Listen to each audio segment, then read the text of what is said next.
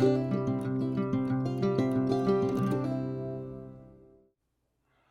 guys, today's project focus is going to be restoration of the door hinges on this 1966 Chevrolet C10.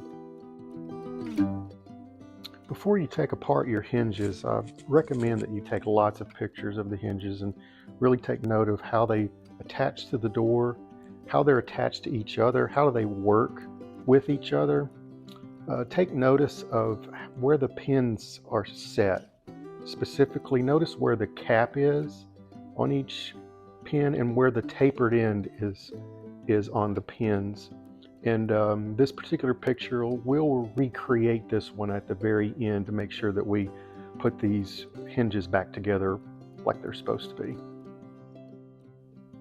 My hinges were very corroded, very rusted, and they simply didn't operate like they were supposed to.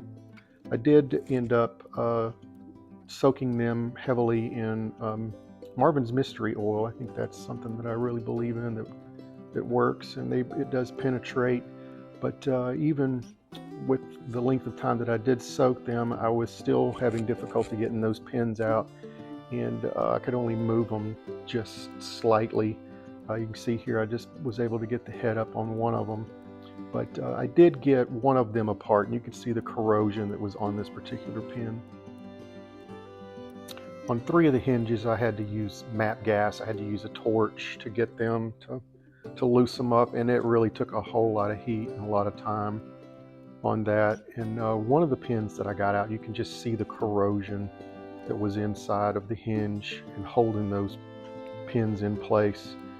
There was another hinge that the pin actually broke in 2 places, and I ended up having to drill this particular pin out.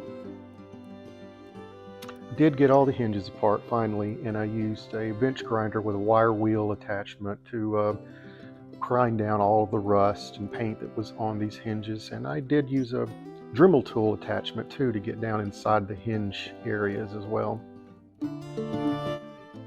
After I'd gotten all the rust off of them and cleaned up, I then put a couple of coats of primer on them to protect them. I bought new pins and brass inserts for my hinges. I got kits from CJ Pony, and these kits were made for one side of the door, and I had to buy 2 kits to do all 4 hinges. When you get the brass inserts ready to be pressed in, make sure they're aligned really well so that as you're pressing them in your vise that they go in smoothly, they go in straight. Here's a picture of my hinges after I'd successfully inserted them. Here's a test fit of the pins into the hinges, and you can see that they're definitely too long, so I knew I was going to have to cut these down some. I clamped each pin down tight in my vise, and then I used a grinder with a cutoff wheel to shape and cut off those pins. Then I used my bench grinder to grind down the taper on each pin. I think they turned out well.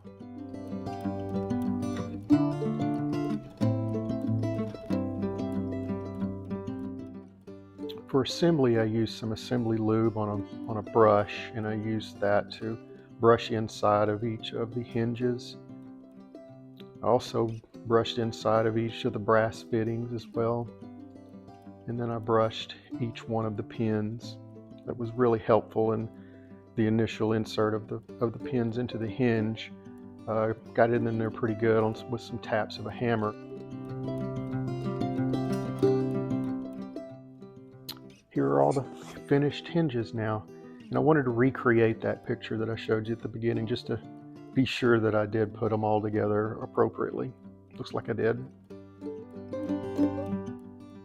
Reassembly was really rough on the primer that I'd put on these hinges, so I cleaned them up really good and reapplied some primer to them. Here they are, all finished, looking new. I think it's a really good worthwhile project to have done.